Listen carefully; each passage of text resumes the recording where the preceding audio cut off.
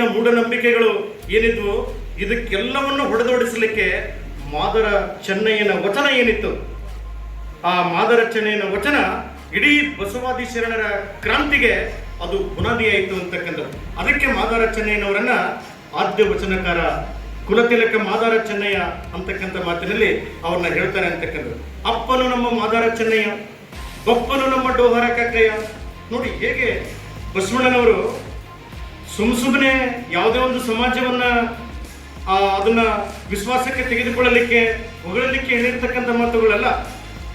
ಒಬ್ಬ ಮನುಷ್ಯ ನಿಜವಾಗಿ ಮನುಷ್ಯನಾಗಿ ಮಾನವೀಯತೆಯನ್ನು ಹೃದಯದಲ್ಲಿಟ್ಟುಕೊಂಡು ಬದುಕಿನಲ್ಲಿ ಮಾನವೀಯತೆಯನ್ನ ಅನುಸರಿಸಿದ ಜಗತ್ತಿನ ಏಕೈಕ ಶರಣ ಯಾರಾದರೂ ಇದ್ರೆ ಅದು ವಿಶ್ವಗುರು ಬಸವಣ್ಣನವರು ಅಂತಕ್ಕಂಥದ್ದು. ಒಂದು ವೇಳೆ ಬಸವಣ್ಣನವರು ಇರದೇ ಹೋಗಿದ್ರೆ ಇವತ್ತಿನ ಯಾವ ಶರಣರು ಪರಿಚಯ ನಮಗೆ ಆಗ್ತಿರ್ಲಿಲ್ಲ ಅಂತಕ್ಕಂಥದ್ದು.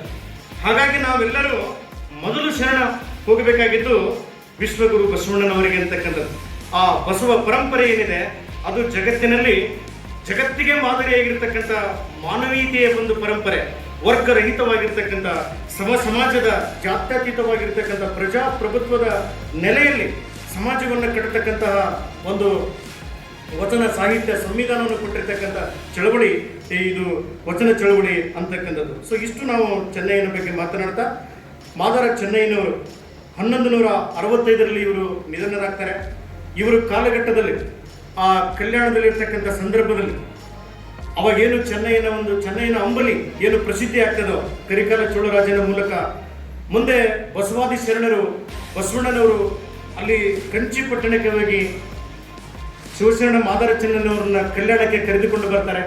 ಅಲ್ಲಿ ಅನುಭವ ಮಂಟಪದಲ್ಲಿ ಶರಣರು, ಇಡೀ ಅನುಭವ ಮಂಟಪದ ಎಲ್ಲಾ ಶರಣರಲ್ಲಿ ಅತ್ಯಂತ ಹಿರಿಯ ಶರಣ, ವಯಸ್ಸಾಗಿರ್ತಕ್ಕಂಥ ಶರಣ ಯಾರು ಅಂತ ಹೇಳಿದ್ರೆ ಅಪ್ಪ ಮಾದಾರ ಚೆನ್ನಯ್ಯ ಅಂತಕ್ಕಂಥದ್ದು.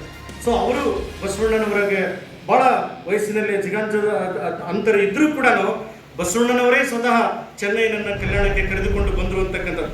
ಮುಂದೆ ಕಲ್ಯಾಣ ಕ್ರಾಂತಿ ಆಗ್ತದೆ.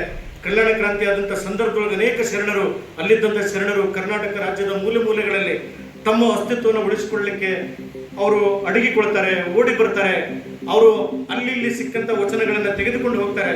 ಅಂತಹದರಲ್ಲಿ ಶಿವಶರಣ ಮಾದಾರ ಚೆನ್ನಯ್ಯನವರು ಚಾಮರಾಜನಗರ ಜಿಲ್ಲೆ ಸಿದ್ದಯ್ಯನ ಕೋಟೆಗೆ ಹೋಗ್ತಾರೆ. ಮೈಸೂರಿನಲ್ಲಿ ಹತ್ತಿರ ಇರ್ತಕ್ಕಂಥ ಚಾಮರಾಜನಗರದ ಸಿದ್ದಯ್ಯನ ಕೋಟೆಯಲ್ಲಿ ಅವರು ವಾಸಿಸ್ತಾರೆ. ಅಲ್ಲಿ ಆ ಸಿದ್ದಯ್ಯನ ಕೋಟೆಯಲ್ಲಿ ಇವತ್ತಿಗೂ ಕೂಡ ಚೆನ್ನಯ್ಯನವರ ಸಮಾಧಿ ಇದೆ.